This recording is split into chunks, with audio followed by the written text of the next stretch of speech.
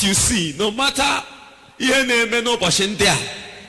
are not permitted, you are not supposed to be afraid. I told you actually, but when we don't understand the presence of God, in your midst. Gaba, I am with you. Open the chopper, you will not be afraid. All fear will just disappear. So John walked on to see the voice. The voice on the first thing he saw was the church. Also, I noticed the glory of Jesus cannot manifest except through the church. Jesus shall come expression through his church. To the nations of the world, the glory of Jesus, both through the church. So I am with assignment, and he started writing to them. The first one I for the other day, about the church in Ephesus. I said, I know your works. I know everything. And then he started encouraging them. Commendation. But at the end of the day, it was condemnation. I discovered now a amount of commendation. He cancelled the condemnation. Now, as far as God is concerned, perfection. Everything I personally as Christians, I put it in place. But I say, after all, not try. Of course, no, Namaka Hemma. After all, Namoko Yamma. I have measured righteousness or sin by comparative analysis. Okay.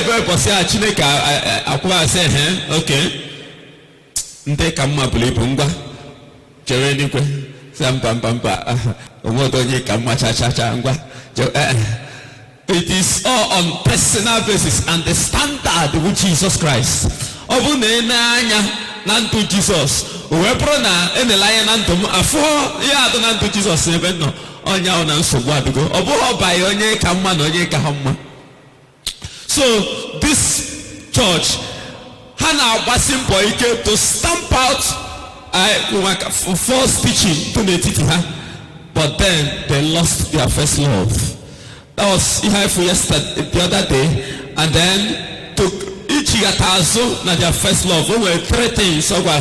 Now Revelation chapter 2 verse 5. For say, remember, therefore, from whence you have fallen. Number 1, number 2, repent, and number 3, do the first works. The three important things when you open that cholo, each yazo to standard of Christ. Put into consideration. Number 1, remember. Number 2, repent, and number 3, do. The prodigal son chetas. No, not by father's house. The least person in my father's house will lead you for. You remember the glory of the father's house, man. The next thing no melo or repent, you say, I will arise and go to my father. Man, open up say at that point, I will arise and go to my father. Can look ever honor if about his father's house. Man, at the next thing no me mark his restoration. Bona immediately opinion naba. So when you come about this church, I say, remember, repent, and do the things that you did before. When you upon a chopota, no ganatin, wrong track. When you upon a chopota, his relationship with the Lord, that also was a little. Well, the things you must, because you can't repent from nothing. Okay. Actually, at the point, na school Kenya I post. So I be interview. I say one of the questions how July is in Ichigaliko? I say yes.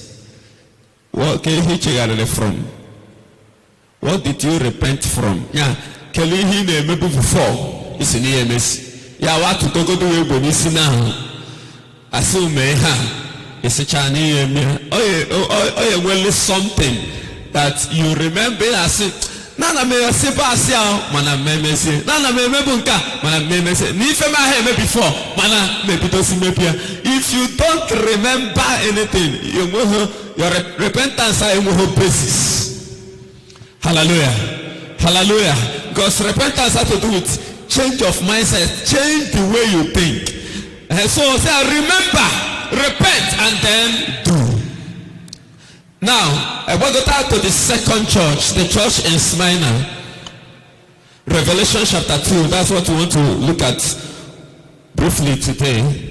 Revelation chapter 2, from verse 8. I say, and unto the angel of the church in Smyrna write, this thing said the first and the last, which was dead and is alive. I know thy works, and tribulation, and poverty, but thou art rich. And I know the blasphemy of them which say they are Jews and are not, but are the synagogue of Satan. Fear none of those things which thou shalt suffer. Behold, the devil shall cast some of you into prison, that you may be tried, and you shall have tribulation 10 days. Be thou faithful unto death, and I will give thee a crown of life. He that had an ear, let him hear what the Spirit said unto the churches. He that overcometh shall not be hurt of the second death. Hallelujah. Hallelujah. So to the angel of the church in Smyrna, Jesus started one of the things so striking about the letters of the seven churches. Each one was a unique introduction. It was when we introduced to Ephesus. Exactly the same way we introduced na Smyrna. Na Pergamos, na Thyatira, all of them a unique introduction based on the church, based on the matter and a race. The matter also a race. Jesus everything in every situation. He addresses every situation. Okay, Moses in Egypt, Pharaoh. I say, now yes, they must say, go and tell him, I am that I am. I am. In every situation, upon occasion, I am the Prince of Peace. Upon occasion, I am the mighty man of war. Any angle actually made so any area actually, no problem. I am there. So here he started introducing himself by the reality only in Christ, because this church was passing through severe tribulation. They were passing through severe suffering and trials. And don't will something of only in Christ or say I am the first and the last, the beginning and the end. Or say which was dead and is alive. So open I with that understanding now. We got first and last. It's what in a Genesis, God in a Revelation. He also suffered so many things and even died. But death could not stop him. Death could not hold him captive. Or see, he was dead, but he is alive. Open I got the introduction, the essence, no matter what you suffer, even to the point of death, no one also died, but is alive. And don't open an only Christ. Listen to me. Christ. Hallelujah. Jesus was life. He said, I am the resurrection and the life. So,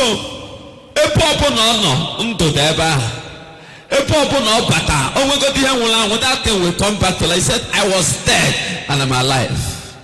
And he is not just alive, he is life. So only connected to him.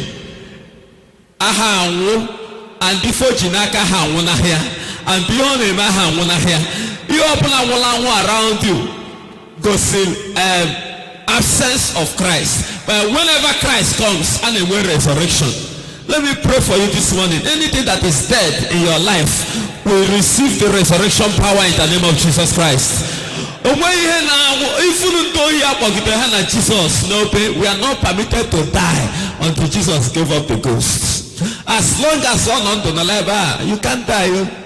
You feel like you go because life is available. Nothing dies in the presence of life.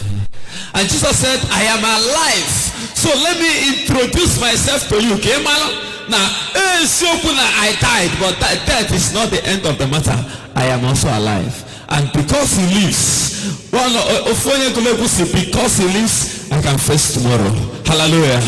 Can I encourage you? Jehovah he is alive. He said, it's true I was dead, but I'm alive. I am not Baal. Baal is not alive. Baal, well, Amadioha, well, Anya had a fuso. Alo sip unkane pueblo now somebody Jeputa Alo says, Balia Mutu, Roliono, we police if one nata. Oversee we will, Assisi Pupulefa. Then a bulusi, if Buna, Aseha, Nalosiana, Naye Bunane. No, Navala, India, and I call you one nonsense. Alosiane Puepu. Oh, one day Kaleban Nokata. Chowa Jacob. I say, I'm looking for my God. My God is missing. And Oya Kuma Kadendo. On a Kuopon, Owelanya, on a Foso. Onya Kalifani actually. Obohom Mado, or depending on Amado to carry him. On Nigeria, on America. On London, on Ghana, at the same time, he is alive and he is life. Hallelujah. So,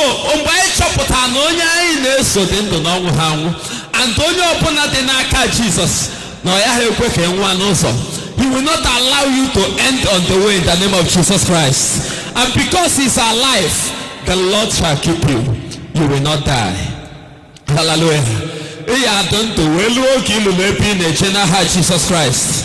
I was, which was dead and is alive, but say, I know thy works and the tribulation.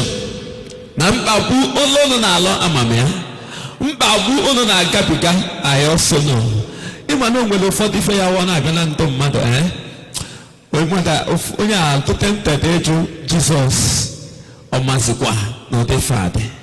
Chineke omusikwanya okesiko si nolo di hane onosikuya onyaka ofoye chiwe da okwose God was here but he left early. No wala nama no pulu noke no bo no ne keluka ayesi agabigi heni na agabika but actually me kwage no ne and he's aware. Hallelujah.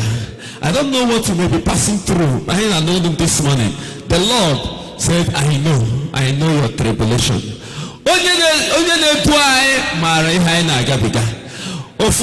One pastor said, Jesus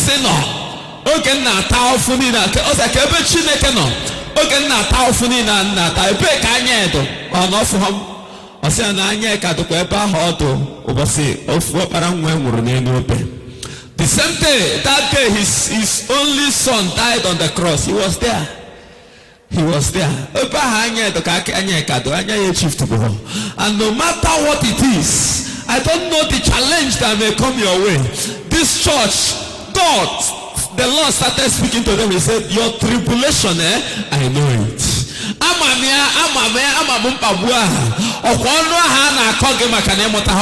know about it, don't worry.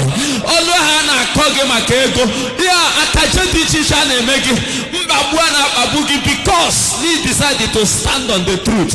Your journey now, your right denial again, because the Lord said, I know your tribulation. So open the shop it is an encouragement. Hallelujah.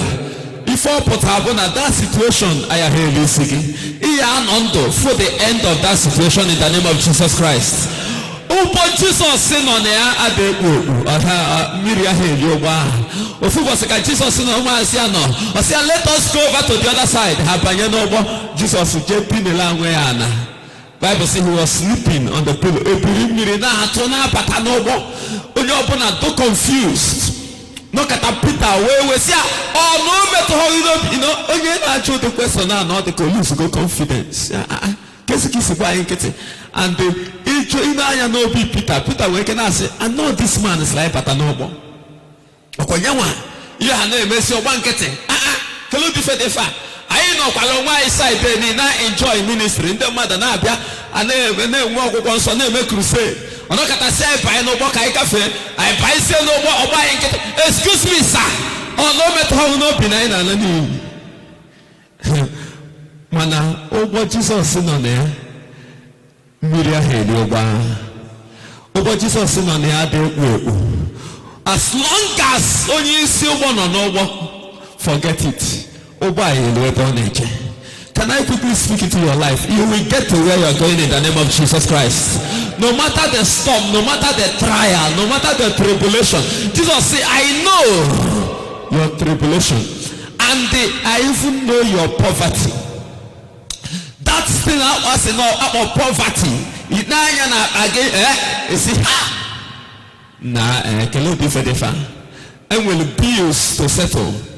Mana ego ili ni anọkata ọdụka ọ na-esi ike. Na-asị Jizọs ọgbakọta gasị andị ndị mmadụ nwere ike asị ọ kwesị niile eje ụka ka efe ijetazi na ekpere niile ị na-ekpe ha afọ a. Mana Jizọs don't worry, I know. Lazarus was a righteous man. Mana eweli edebe na gate a rich and a wicked man. Yeah. The man do very rich and very wicked. Last Chineke, I can try change nefa. Ka onye ọgaranya achọghị ndị mmadụ anya n'ihu. Wole ka nye Lazarus. Mana it's not like that. Lazarus nọgide na gate a nọgide na gate the man. Weba. Bible say Lazarus died. Ekwuho and was buried. I am hoke esi wee nie. Then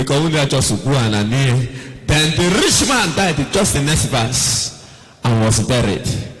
Mana angels took Lazarus to Abraham's bosom. Hallelujah. Eba cannot change your state. I chop out the true riches. Now the man on wine yesterday after was married to drink. Mana Lazarus, Bible says he was comforted. Listen to me. Bus stop. Hallelujah. So I do not confused by flower Madokona bus stop. Sheluna your destination name will mansion there. So kuna Chineke na gosi mmadụ here. Manoko photo I need you makada things I went here. To for what is eternal. I need you makada Bible says that the light affliction of this present time do too small to be compared with the glory that will be revealed in us. Oh, will ever nature hallelujah. Kagali make a eso to unspiritual. Why? Because of the if you talk red stew will lay his birthright. Stew and the Gia Amoham no eji afọ nke anyị lifere elifọ onye eligide na ligide licha afọ ji enwe ike ọwụla ofu ji ma wee bụ aka o sinye ya before mgbede agụkwe na ọnọ elu mgbede nwa before 2 hours 3 hours agụ abịakwa ike ochi maka ere his birthright. I don't know what you are passing through. Yeah, what God target is set, but you need here. Don't say your birthright. Jehovah say, tell them that has had the poor, I know, but actually they are not poor. Or see, and your poverty, but thou art rich. Don't be rich. So the life of a man does not consist in the abundance of the things he possesses. What actually consists in man is what possesses the man. the stuff the person is made of. Onye no ochiho ego, so to say, mana nyawa solution to the environment. Anywhere no wamanono. Mano onye no onwe ike ine anye si ha no ya chi ego. Man actually under torments of the devil. Mana even at that, God still provides for his people. Hallelujah. Let me pray for you. Now, you are not at any point to stranded in life. You may not have the whole of the riches, man. When you come to any junction, the Lord will provide for you in the name of Jesus Christ. Amen. You may not be the richest. You gonna throw around. Good morning, sir. It's 100,000. You may not have that kind of money, but you will not lack. At every point in time, you see God giving you provisions. You see God making a way. You see God meeting your needs. It's what Chineke, I stranded. Hallelujah. Unless no ya to kwasa ho Chineke obi. Man, no child of God, David is saying, I have never seen. God will way of providing for his people. And they are like divine provision in the name of Jesus Christ. The Lord keeps providing that money. You don't know. Mana Jehovah makose mere onwe ya afa. Hallelujah. Also, bona Chineke na agosikwa mmadu. And you hear another the blessings of God in the name of Jesus Christ. Or see, and I know the blasphemy of them. We say they are Jews and they are not. And that of fake brethren. They say they are Jews, but they actually belong to the synagogue of Satan. I know these people.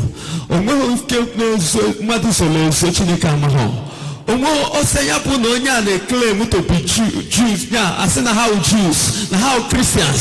Say yes, man, actually, I see they belong to the synagogue of Satan. How will you do careful in the midst of brethren? How will you do careful before Okachuku? How will you do careful before the bishop? How will you do careful before men? The mother name to you for now, Koloyaka. And you will see, no, they belong to the synagogue of Satan, and I know them. Do you know that Chineke mag in and out? And even after I said it the other day, now Ogolia on our care code. Obo no na kamado. And when you can at Oposia hide, then I say yes, Nonya, Opoya ne Kukune Beroto. There's one mother, Mana, the person we are dealing with, even in one capitally from Mankesoleso, Woyenaya. Wherever Mother job, one Hochova, or Sanantia, now they say they are Jews, but they are not. Antonio will make we have one young with the final verdict. Or when young you quote Jews that those that are not. Mana, Unkewa no waking on this morning, you also know. Can you hear me when they put concerning you? So I say yes, and I say they are Jews, and you are saying, but they are not. When they put Jesus in Matthew chapter 25, I said, we did miracle in your name. I am Melunka, Menka, on all hunting in your communion, now our assembly. We know you, sir. Nunu Melihenina, mana, you are workers of iniquity. Oh no, now Lord, maybe we actually not working for me. You are working for a man called iniquity. So I can't pay you. Iniquity I can't pay you. You are a worker of iniquity. And in the will boldness, if you put Jesus now call you if you have me. At how you can put Sukahajimia. Open my capers. Higher with the boldness if you put in your name. In the name of another God. In your name we cast out devils. Of course, the name of Jesus to credit worthy. Hallelujah. Hallelujah. But I see no when double Jews, how they say they are Jews, but they are not. Ima, if you live now, matter maybe naturally buying fuel na ibu moto na-aga n'ụzọ pụta maybe fuel gwụ n'ahụ gị mana inwe fuel na gallon agbanye na moto and that place lonely place then ifo rubber ever water aṅụrụ debe iwelie wee melu funnel maybe the wire tinye buy fuel ịgbacha ha na fuel ahụ immediately kele ihe eme rubber ya si oke time ụbọchị ndụ stranded lọba nwa iwele jedebe na palọ ọwụ memorial ka ihe eme immediately throw it away ọ na rubber na osi ọga ọmụ gbali fuel ụbọchị a moto ogwo n'ụzọ si sorry actually what you are saying is true mana ọ bụghị ọ standard onye ameli ya ji wee nọzie but na my house these people say I did this I did the other one in your name. I say sorry, you are actually a worker of iniquity. Jesus said no we want to say na how we Jews but they are not. The question this morning I hope you surrender. May God help us in the name of Jesus Christ. Verse 10, fear none of those things which thou shalt suffer. If any say, behold, the devil shall cast some of you into prison. You know, prison, and we're spiritual and physical prison. Prison is a place of restriction. You go na Acts of Apostles chapter 16. Acts 16, you go from verse 16. A chapter, every Paul na Silas in a prison. Okay, reason. Now, okay, na the time of prayer. Bible says a certain damsel, what and why, who possessed with a spirit of divination. Oh, a translation here goes no serpent. This girl, if a Jeremiah bona on a with masters again by soothsaying. Hallelujah. Imana in the name of ministry. Mana spirit of Joseph, spirit of God. One of the ways Ejamahabu, number one, gain. If we are not so ofonyeka jelu prayer, imago nda na mihedi je bere family something. Oje peche bere nda ojele bere na nke hanye ego. O mepe the envelope ebe a go si amba na ego ezu ego pelega kunu na-enye m asi amba no appreciate agene ha no ya okwe no ya na ha ya enye ego ne de tu ha asi na ekwu o si na ama ihe ha na akọ na ka ha na-ekwu fa ofu onye kwu otu ole mana Bible say freely you have received freely go si amba na nke ma bụ free no will receive him freely. You must pay me. But, you know, so if we are people like that, they are one of the ways how gain. You see their program also 200,000. And they are before Bia. If it's your calculator, we're going to come and gain. And then number two, soothsaying. Even soothsaying, saying things that suit men. Soothsaying.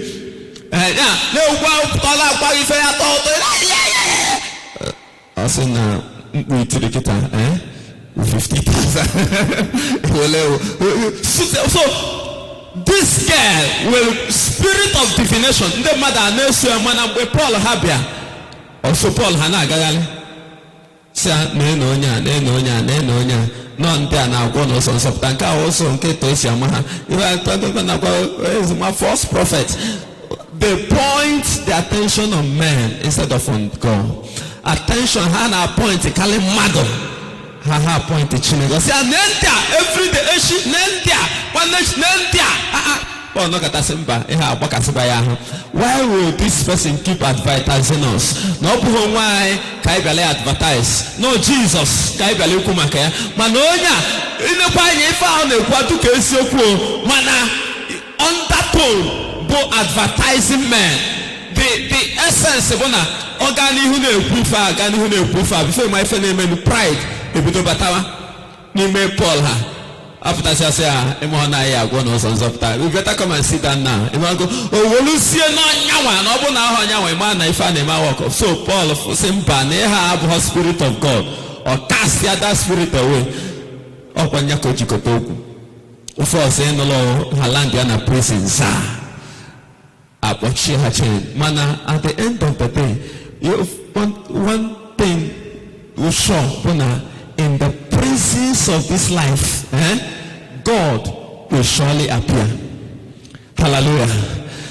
Halandiana prison before a manifest menu, and you go back chains because prison is a place of restriction. Prison is a place of chains. Chains are break here. You open up a prison, only look the bed to restrict you. This morning, let that prison door open in the name of Jesus Christ. Let the Lord appear in that prison and break that chain in the name of Jesus. Joseph was also at a time, he was also in prison. Why? I'm going to Potiphar say, come and lie with me. I say, I will not go. This is if I wait for. I say, okay, don't worry. Oh, yeah, come and be with me. I say, I'm be with me, my lie with me. I'm busy. I'm a maybe organ development and I'm restriction. I'm on my boundary. Oh, yeah, my boundary. I will not. Yeah, evil against him and evil me as evil. Oh, yeah, yellow yaka. Everybody also. Manifia as enjoyment, as life, as I was on a mirror. No way if I hear, no way na I tolato. No home, I am here at the Bugari, I'm here with me, I will answer. So, no one can separate you, Hanab, a man who's a wood. Because you have Fonia Honada, you not dying and Kata, it's your dying and cause. Enjoy us, no, Mirinazo, no way if I am. If this is Jesus, it will wait up to and name Mary. Amen. Amen. So, when Joseph said, however, at the end of the day, the woman Polia Zara na prison. Man, at that prison at the end of his life. That prison was a platform for the next level. So when prison, sometimes prisons of this world. Revelation chapter 9. If we Herod or Peter, in a prison, KHN, Napia sandals here, Napia garment here, sandals Osioma, garment of righteousness. The prison was a place to filled with darkness. But now immediately the Lord came. Bible said that we are praying, and then God came and light entered that prison. Any area of your life, let light appear in the name of Jesus Christ. Let light appear in the name of Jesus Christ. Let there be light in the name of Jesus. Or see, for fear none of these things. These three examples of okay, manana mana. Or when you understand this, some of the things I got in the Bible, if fear.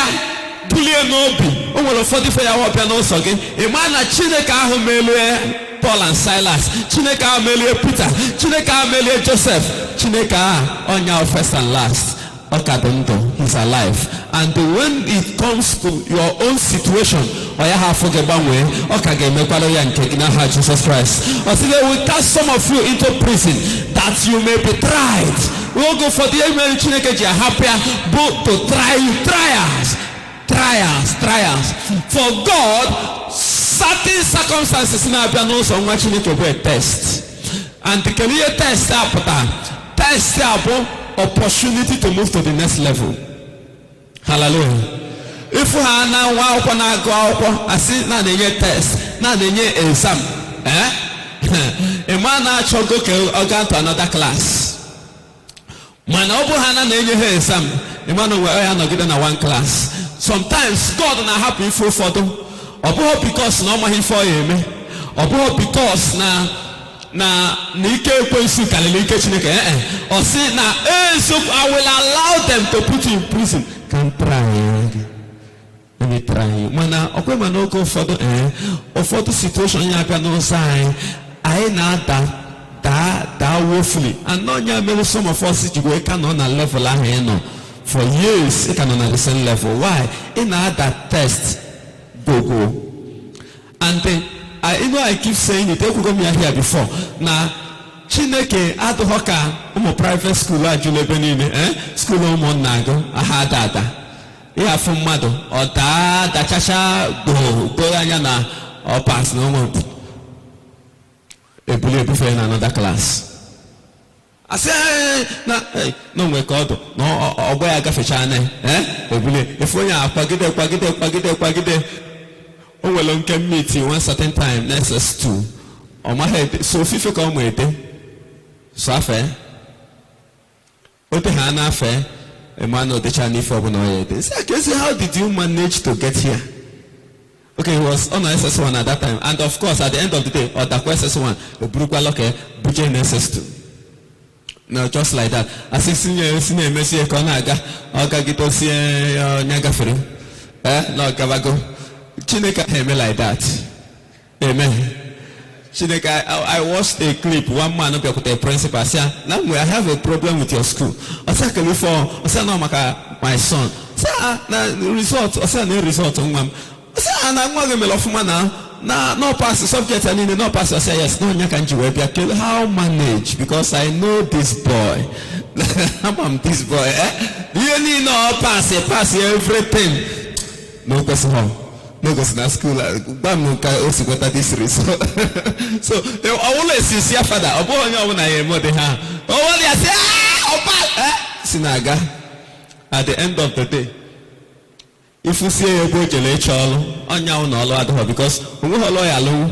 Once at a time, say no chemistry. It was okay, Yakusi chemistry or simple normal chemistry. Say you call chemistry. Secondly, he's a nego. Or say no chemistry, Kogo. Kuse chemistry. Or simple normal chemistry. I say all of Wale. Yakusi chemistry. Or see, make it has okay. No, Yakusi chemistry, See, no, so some cases one. No, Yakusi does, no. The chemistry I'm going to see a minute. Chemistry SS1. See, because first 20 elements. Oh my here.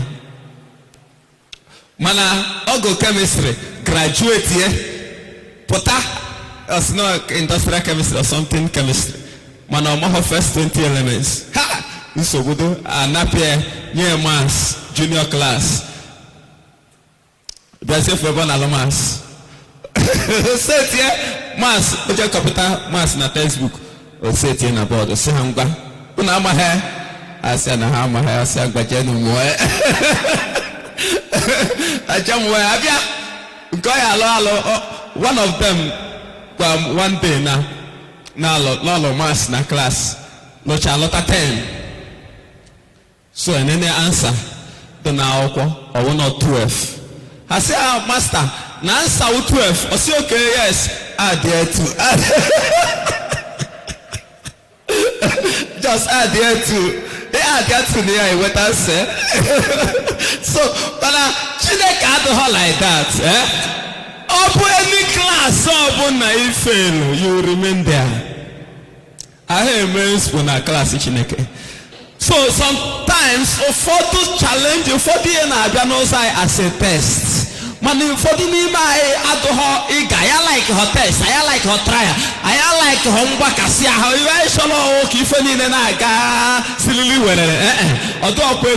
if God is interested in you, actually, He will subject you to certain tests and trials. Oh yeah, how beautiful for the piano. The essence is to make you stronger. The essence is to move you to another level. Or say, man, be faithful unto death, and I will give thee the crown of life. Oh well, where's a child? We want to stop him. Man, oh well, crown nature. Bossy, I'm finish the race. I have kept the faith. Now there's a crown that is waiting for me, and not just for me, but to them. They also Chineke borrow. If I na twanya na kai. Above all things, the faithfulness. 1 Corinthians chapter 4 verse 2. Osiniha na chonaka a steward, a steward, the faithful. Moreover, it is required in stewards that a man be found faithful. Faithfulness ka achana kai.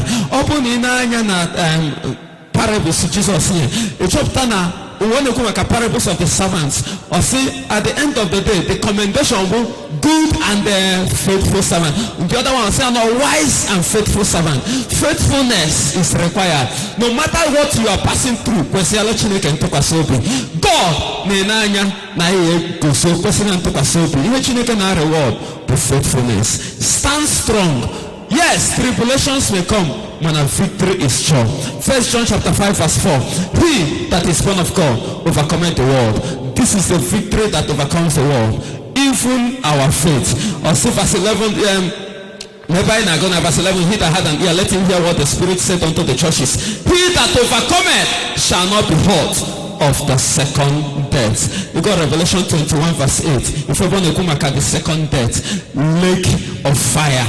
Osina manto ojonine mante abominable, unbelieving, murderers, warmongers, sorcerers, idolaters, all liars shall have their part in the lake who burneth with fire and brimstone, which is the second death. That second death, it is not our portion in the name of Jesus Christ.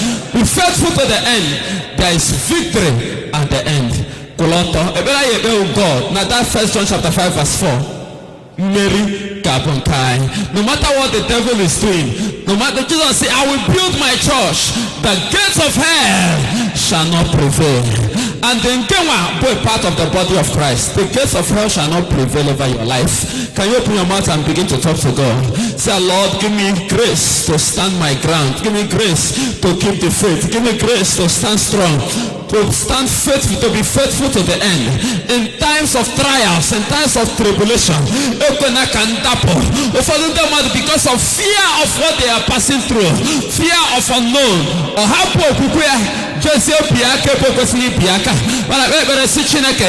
help me, Lord. I am more than conqueror. I will overcome.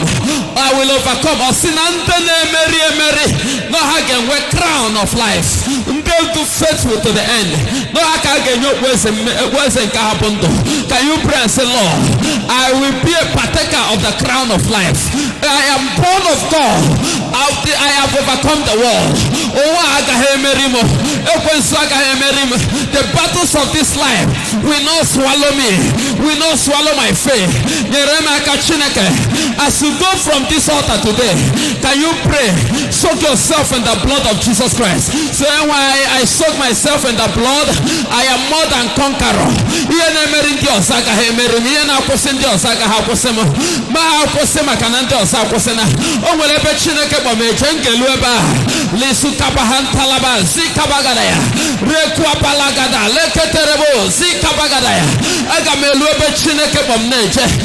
I will not stop on the way.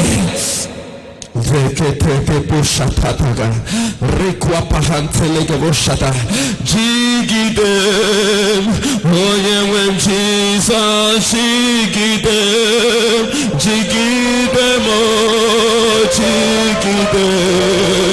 when Jesus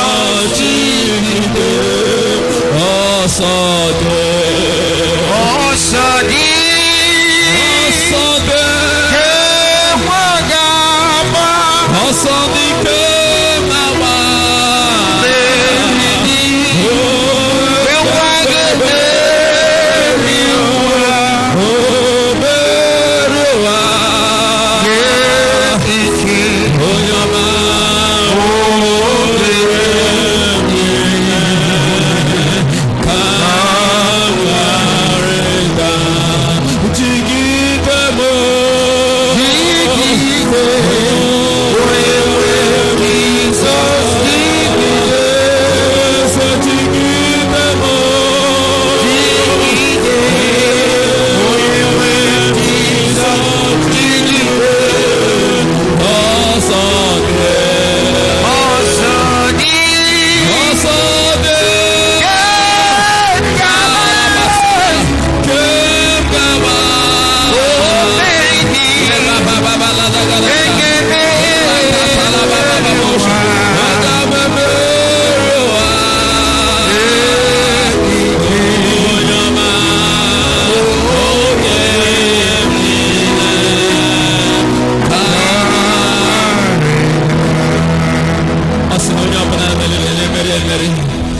Now, the second death will not hurt that person.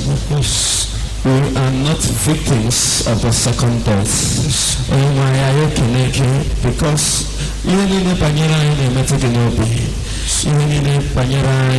oh God, you are concerned of our lives.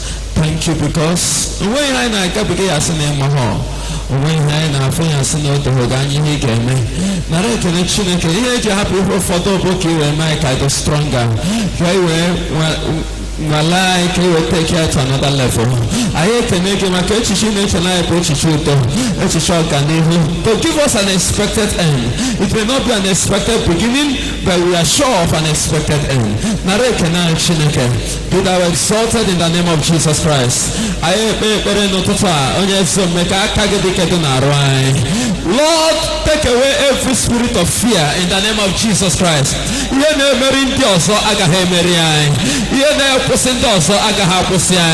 Because no will be by Jehovah. I can Jesus. Every prison gates to